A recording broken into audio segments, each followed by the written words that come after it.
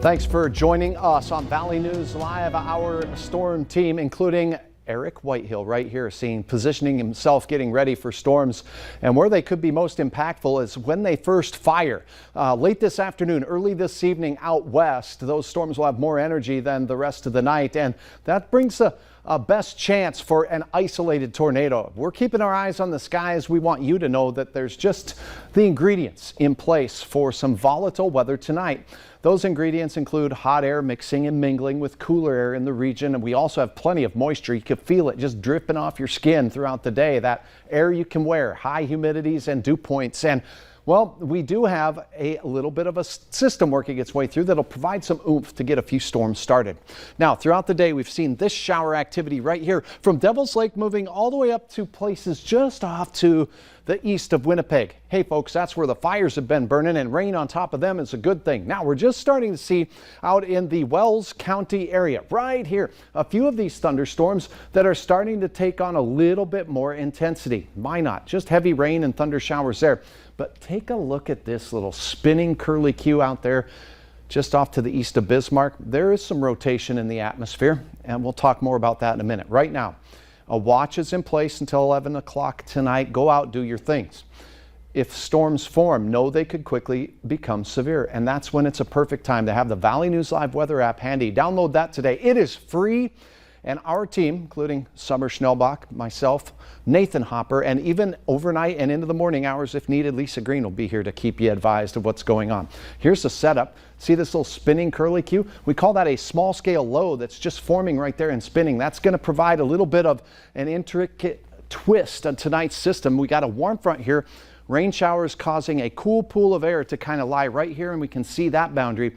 So I'm most concerned about any storms that form along or near this localized warm front tonight. And those would be the ones with the best chance for some spin and also very large hail in excess of, in some spots, possibly 2 inches in diameter. Our entire viewing area under a slight risk for severe weather. Once the initial storm threat is gone, we're going to have a hail threat and a damaging wind threat into the late night hours as the storms move east, and that's why today and tonight, first alert weather day.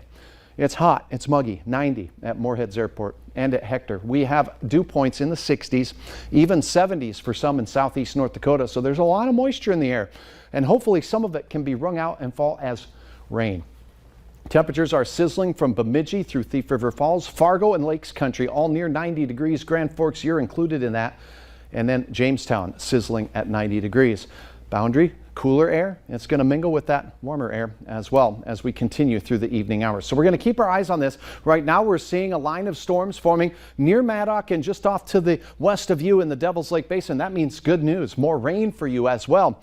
So the rain will be much needed. Not all of us will see it. Let's take a look at your hour-by-hour forecast. This afternoon and early evening, the storms that form could be strong to severe, particularly the ones in the far southern flank of these that are isolated in nature. Those will have the best chance to maybe cause a little spin up of a tornado. Then as we go into the evening hours, we're going to see more of this backward C shape, some bowing segments that cause damaging wind potential and large hail continuing.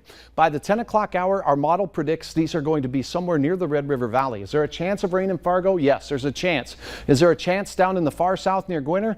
Not as much of a chance the way things are looking. These could work their way through. I hope Crookston, you have nearly seen a drop all summer long, and work their way into portions of northwest Minnesota through the overnight hours. They exit fairly quickly, leaving us with quieter conditions for much of the day, although we will have a chance for some evening showers to work their way through from northwest to southeast, with cooler weather working its way in tomorrow and beyond.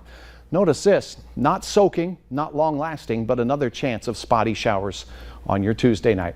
63 and climbing in Fargo tomorrow. Temperatures raise to only 80 as opposed to the 90 sizzling degrees today. Most of the day quiet. Late night clouds could bring another sprinkle drop to Fargo, but a better chance up north. Smoky skies. I hope these are a thing of the past. Maybe the rain here will help with some of those point source fires in parts of Winnipeg and Manitoba. Take a look at your forecast the next few days. Closer to 80 degrees. We'll have that sprinkle chance Tuesday night, but dry the remainder of the period. So the best chance of rain coming tonight and tomorrow. And then next week, after a hot one on Sunday and 88 degrees, it looks like more hit and miss showers and storms are in the forecast, so we can look forward to that as well. Notice there's no smoke badges up there because maybe these fires are going to get a dose of water tonight, and that would impact the forecast. Wouldn't that be great? It would be great. Thanks.